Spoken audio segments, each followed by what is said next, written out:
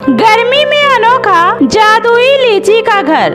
10 साल की बुच्ची अपने पिता मंगल के साथ भरी गर्मी में खेत पर काम करने के बाद घर आ रही थी। तभी वो अपने बाबा से कहती है, बाबा मेरा भी लीची खाने का बहुत मन कर रहा है, आप मुझे भी लीची दिलाओ ना। अरे पगली, हमारे पास सूखी रोटी खाने के पैसे नहीं है, तू है कि लीची खाने का जिद कर रही है। बाबा आखिर भगवान ने हमें इतना गरीब क्यों बनाया? शायद भगवान हमारी परीक्षा ले रहे हैं। चलो अब घर चलो। अरे मंगली, जल्दी से खाना लगा दो, बहुत जोरों से भूख लगी है। बोल तो ऐसे रहे हो जैसे घर में राशन का भंडार भरा हो। अरे आज भी थोड़े से बाजरे पीसकर उसकी सूखी रोटी बनाई हूँ, नमक और मिर्ची के साथ खा लो। मंगली, जो भी कुछ खाने को मिल रहा है उसे भगवान का आशीर्वाद समझकर उसका सम्मान करो, वरना दुनिया में आज भी बहुत से सारे लोग ऐसे हैं जिसे ये सूखी रोटी भी नसीब नहीं होती। आपको तो कुछ बोलना ही बेकार है, कुछ बोलो तो बाबा की तरफ प्रवचन देने लगोगे। उसके बाद सभी खाना खाकर सो जाते हैं।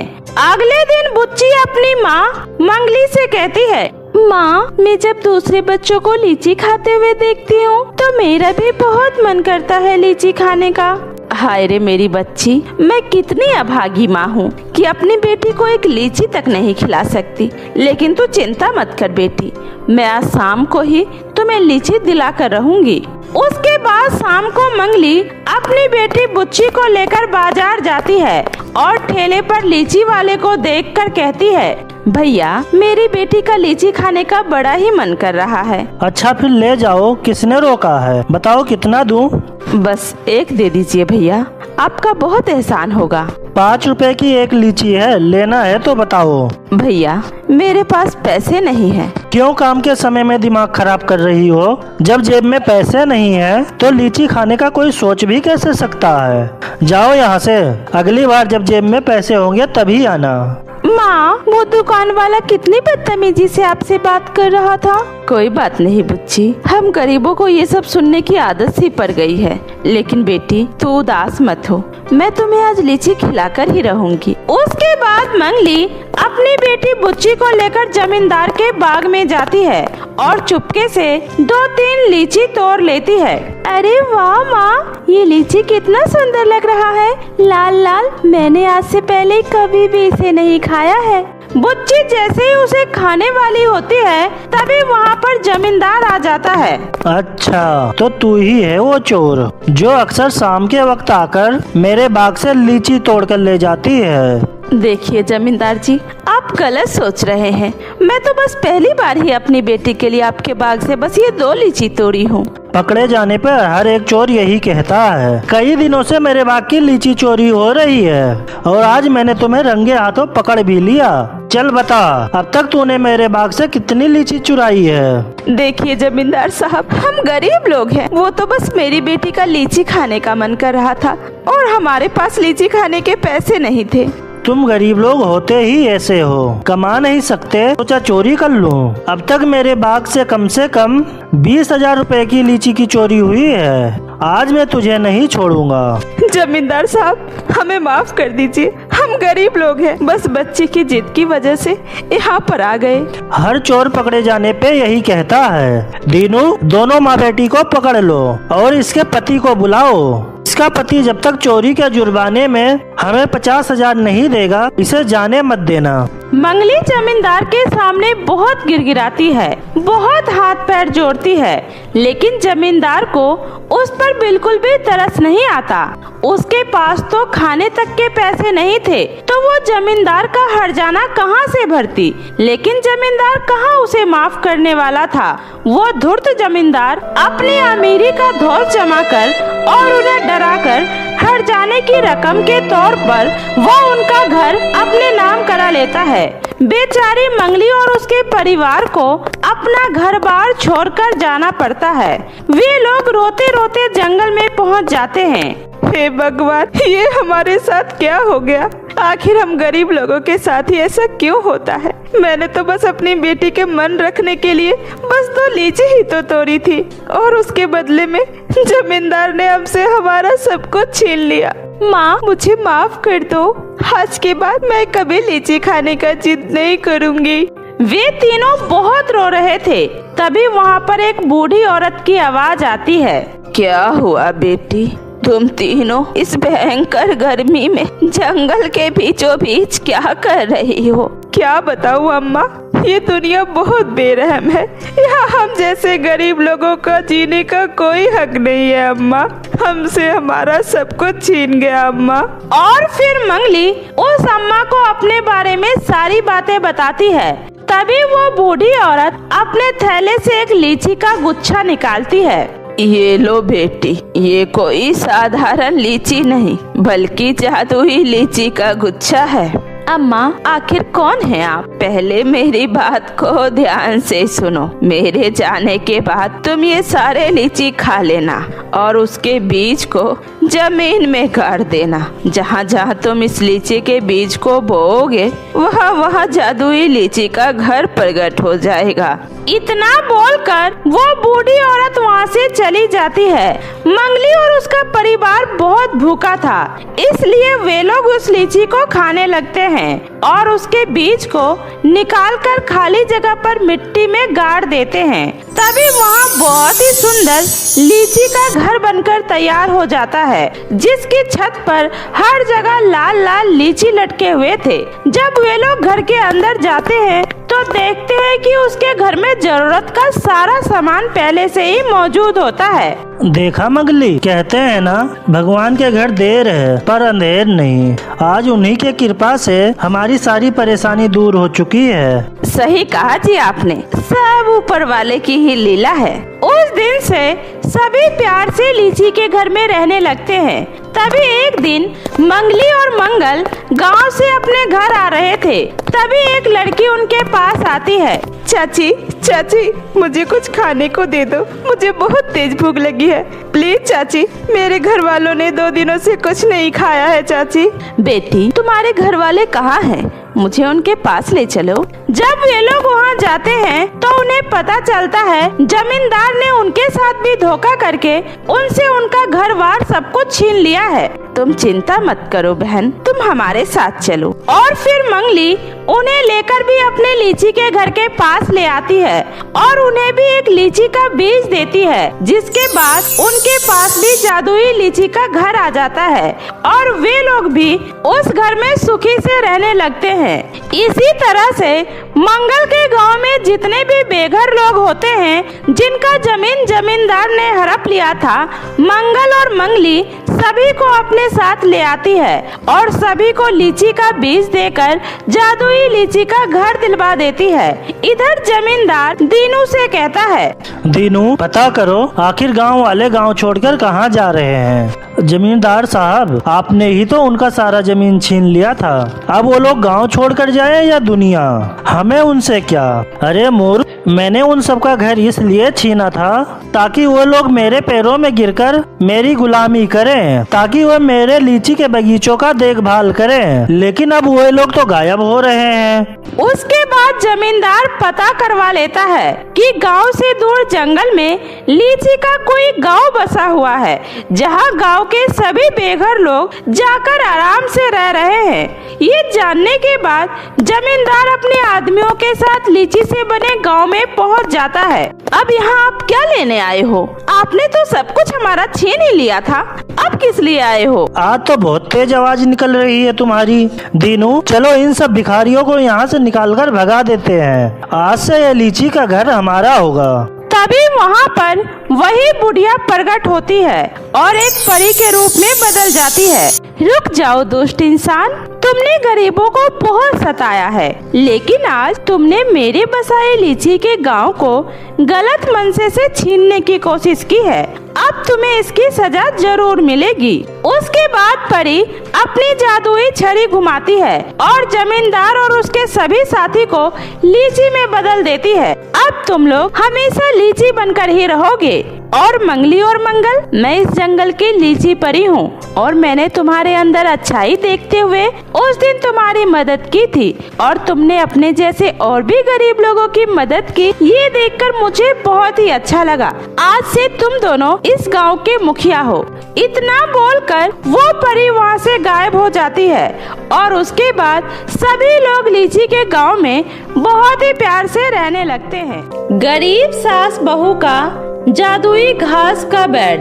एक गांव में कावेरी अपनी सास उर्मिला और अपने 2 बच्चे अनिल और कुसुम के साथ एक टूटी फूटी झोपड़ी में रहा करती थी, क्योंकि कावेरी के पति महेश को शराब की बहुत बुरी लत लग गई थी और उसने अपने शराब के लत में आकर अपना सारा घर-बार दांव पर लगा दिया था, जिसकी वजह से उन दोनों सास बहू को अपना घर-बार छोड़कर रोड पर इधर उधर भटकना पड़ा। और रोड पर रहते रहते उन दोनों सास बहू ने मिलकर रोड पर ही अपनी एक छोटी सी झोपड़ी बना ली और उनकी झोपड़ी के पास ही एक घना जंगल था, जिसमें से वे दोनों सास बहू लकड़ियां काटकर बाजार में बेचा करती थी और अपने परिवार को किसी तरह से 2 वक्त की रोटियां खिलाया करती थी। ऐसे ही एक दिन कावेरी के दोनों बच्चे अनिल और कुसुम खाना बनने का इंतजार कर रहे होते हैं। तभी अनिल कहता है, माँ, अभी खाना बनाने में कितना टाइम लगेगा? मुझे बहुत तेज भूख लगी है। बस बन गया बेटा। इतना बोलकर कावेरी अपने दोनों बच्चों के पत्तल में 2 रोटी और प्याज डालकर देती है। उसी समय उसके दोनों बच्चे पत्तल में प्याज और रोटी देखकर गुस्सा हो जाते हैं और अपनी माँ से कहते हैं, क्या माँ, आज फिर से आपने हमें हमेशा की तरह रोटी और प्याज दिया है खाने के लिए? मैं रोज रोज यूँ सूखी रोटी खाकर बोर हो चुकी हूँ। माँ, मुझे ये खाना नहीं खाना। ऐसा नहीं कहते कुसुम बेटा, तुम्हें नहीं पता तुम्हारी दादी और मैं इस 2 वक्त की रोटी के लिए कितनी मेहनत करते हैं। मुझे आपकी ये बकवास नहीं सुननी है माँ, और यार रूखी सूखी खाने से अच्छा मैं पानी पीकर ही सो जाऊंगा। इतना बोलकर अनिल गुस्से में खाना छोड़कर उठ जाता है और मटके से पानी निकालकर पीने लगता है। और जैसे ही वह अपनी टूटी फूटी खाट पर जाकर सोता है तो खाट गर्म होने की वजह से वह गुस्से में उठकर अपनी माँ से कहता है, पता नहीं भगवान ने मुझे किन गरीबों के घर में पैदा कर दिया है। इस टूटी फूटी झोपड़ी और तपते हुए गर्मी में हम बच्चों को चैन से सोने को नहीं मिलता और ना ही हम लोगों को हमारे मनपसंद का खाना मिलता है। अरे जब आप हम दोनों भाई बहन को एक अच्छी जिंदगी नहीं दे सकती थी तो हम लोगों को पैदा ही क्यों किया? अपने बच्चों की ऐसी करवाहट भरी बातें सुनकर कावेरी की आंखों से आंसू आ जाता है और वो अनिल को एक थप्पड़ मारते हुए कहती है, सही कहा बेटा तूने, मुझे तुझ जैसे बेटे को जन्म देना ही नहीं चाहिए था। उसी समय कावेरी की सास उर्मिला बीच में आकर कहती है, क्या हुआ बहू, तुम ऐसे बच्चों को क्यों मार रही हो? अरे बच्चे तो अभी नादान हैं और वैसे भी हम अपनी इस गरीबी में इन बच्चों को सूखी रोटी के अलावा और दे भी क्या रहे हैं? तो आप ही बताइए माँ जी, मैं क्या करूँ? कैसे अपने बच्चों की ख्वाहिशों को पूरा करूँ? कहाँ से लाऊंगी इनके लिए इतना महंगा बेड? अरे यहाँ हमारे पास 2 वक्त की रोटी खाने के लिए पैसे नहीं हैं। तो चिंता मत कर बहू, देखना एक दिन सब कुछ ठीक हो जाएगा, तू बस हिम्मत रख। ऐसे ही कुछ दिन और बीत जाते हैं और जब एक दिन कावेरी और उर्मिला जंगल में लकड़ियाँ काटने जाती है तो कावेरी अपनी सास उर्मिला से कहती है, माँ जी देखिए ना, कल तक यहाँ पर कितनी हरी भरी घासें थी, लेकिन आज धूप की वजह से कितना सूखा पड़ा है। इतना कहकर वह दोनों सास बहू मटके में पानी भरकर उन सारी घासों पर डालती है और जब अगले दिन कावेरी और उर्मिला फिर से लकड़ियाँ काटने जंगल में आती है तो वह एक गरीब परिवार को घास इकट्ठा करते हुए देखती है। तो वह दोनों उस आदमी के पास जाकर उनसे कहती है, अरे भाई साहब, आप यह घास अपनी गाय को खिलाने के लिए ले जा रहे हैं? अरे नहीं नहीं बहन जी, वो कल रात हमारे गांव में बहुत तेज बारिश हुई थी, जिसकी वजह से हम गरीबों का घर टूट गया और हम लोगों के पास इतने पैसे तो नहीं हैं जिससे हम अपने लिए एक पक्का मकान बनवा सके। इसलिए हम अपना घर बनाने के लिए इस घास को इकट्ठा कर रहे हैं। इतना बोलकर वो आदमी अपनी घास उठाकर वहाँ से चला जाता है। तभी कावेरी अपनी सास से कहती है, माँ जी, जब एक गरीब परिवार इस घास से अपना घर बना सकता है तो क्या मैं अपने बच्चों के लिए इस घास से एक बेड नहीं बना सकती? उर्मिला को अपनी बहू की यह बात सुनकर बहुत अच्छा लगता है, जिसके बाद वे दोनों मिलकर जंगल से लकड़ियाँ और घास इकट्ठा करती है और उसे अपने घर ले आती है और कड़ी धूप में घर के बाहर ही वो अपना बेड बनाना शुरू कर देती है। माँ जी, पहले हम लकड़ियों से बेड का ढांचा तैयार कर लेते हैं, जिससे हमारा बेड दिखने में मजबूत भी लगेगा। जैसा तुझे ठीक लगे बहू। और इतना कहकर दोनों सास बहू अपनी कड़ी मेहनत से बेड का ढांचा तैयार करती है और इसे बनाते बनाते शाम हो जाती है और अगले दिन वो बेड के चारों तरफ घासों की पत्तियां बिछा देती है और अपना दिमाग लगाकर वो उन घास की पत्तियों से सुंदर सुंदर तकिया और बिस्तर बना लेती है और उसे ले जाकर अपने घर में बिछा देती है। और घास का बना सुंदर सा बेड देखकर वे दोनों बच्चे अपनी माँ से कहते हैं, माँ, क्या सच में आपने मेरे लिए घास का बेड बनाया है? हाँ बच्चों, ये सब मैंने तुम लोगों के लिए ही तो किया है। फिर तो माँ, अब हम दोनों को इस ठंडे ठंडे बेड पर सोने को मिलेगा। उसी समय वहाँ पर अचानक से महेश लड़खड़ाता हुआ आ जाता है और घास का बना बेड देखकर वह कहता है, अरे कावेरी, कैसी हो तुम? और मेरे ये चंगू मंगू बच्चों, इधर आओ मेरे पास। हमें आपके पास नहीं आना है पिताजी, क्योंकि आप एक नंबर के नशेबाज हो और आज आपकी वजह से ही हमारी ये हालत हुई है। अरे मेरा ही जन्मा हुआ आज मुझसे ही जबान लड़ा रहा है। रुक जा, मैं तुझे अभी बताता हूँ। गुस्से में आकर महेश उन सास बहू का बनाया हुआ घास का बेड तोड़ देता है और वहाँ से चला जाता है। यह देखकर दोनों बच्चे फूट फूट कर रोने लगते हैं और बिना खाए पिए ही गरम जमीन पर ही सो जाते हैं। आधी रात होते ही उन बच्चों को उनका बिस्तर बर्फ की तरह ठंडा महसूस होता है, जिसकी वजह से दोनों बच्चों की आंखें खुल जाती है। जब वो उठते हैं तो वे अपने आप को उसी घास के बेड पर पाते हैं, जो कि उसके पापा तोड़ कर चले गए थे, जो कि अब बिल्कुल पहले की तरह ठीक हो चुका था। यह देखकर दोनों बच्चे अपनी माँ से कहते हैं, अरे माँ, दादी, जल्दी उठिए, देखिए हमारा घास का बनाया हुआ बेड बिल्कुल ठीक हो गया और हम लोग इसके ऊपर ही सो रहे थे। मगर ये चमत्कार हुआ कैसे? कहीं बहू, तूने तो रात में उठकर इस बेड को दोबारा तो नहीं बनाया? नहीं माँ जी, मैंने तो इसे आज हाथ भी नहीं लगाया।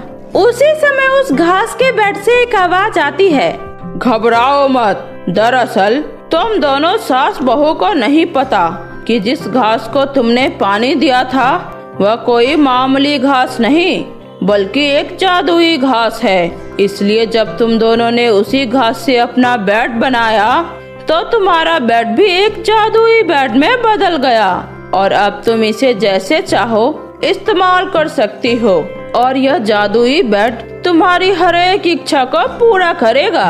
ये सुनकर दोनों बच्चे बहुत खुश हो जाते हैं। उसी समय कुसुम कहती है, हे जादुई बेड, क्या तुम हमें खाने के लिए कुछ अच्छा भोजन दे सकते हो?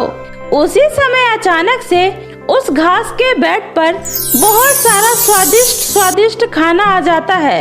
यह देखकर वो दोनों बच्चे बहुत खुश हो जाते हैं और अपने बच्चों को इतना खुश देखकर कावेरी भी बहुत खुश होती है। और ऐसे ही उस गरीब के घर में थोड़ी सी खुशियाँ आई ही होती है कि एक दिन सरकारी आदमी आकर उन सास बहू का बनाया हुआ वो छोटा सा झोपड़ी तोड़ देता है, जिसकी वजह से वे लोग फिर से बेघर हो जाते हैं। हे भगवान, पता नहीं आप कब तक हम गरीब लोगों के साथ ऐसा ही करते रहोगे? कब तक हम लोगों के सर से छत छीनते रहोगे? बहू, अब हम लोगों का क्या होगा? माँ जी, आप चिंता मत करिए, भगवान जो भी करता है हमारे अच्छे के लिए करता है और शायद हम इसीलिए इस टूटे फूटे घर से बेघर हुए हैं, क्योंकि अब हम उस जादुई घास के बेड की मदद से अपना एक अच्छा और बड़ा घर बना सकते हैं। और ऐसे ही एक बार फिर वे दोनों सास बहू मिलकर उस जादुई घास के बेड से अपना एक सुंदर सा घर बनाते हैं और इस बार उनके दोनों बच्चे भी उनकी बहुत मदद करते हैं और कुछ ही दिनों में उनका घास का सुंदर सा घर भी बनकर तैयार हो जाता है। जिसके बाद कावेरी अपने उस घर में घास का बेड और घास की कई सारी चीजें बनाकर तैयार करती है और उस दिन के बाद से उन दोनों सास बहू की जिंदगी पूरी तरह से बदल जाती है और वे लोग अपने बच्चों के साथ खुशी खुशी अपना जीवन व्यतीत करने लगते हैं।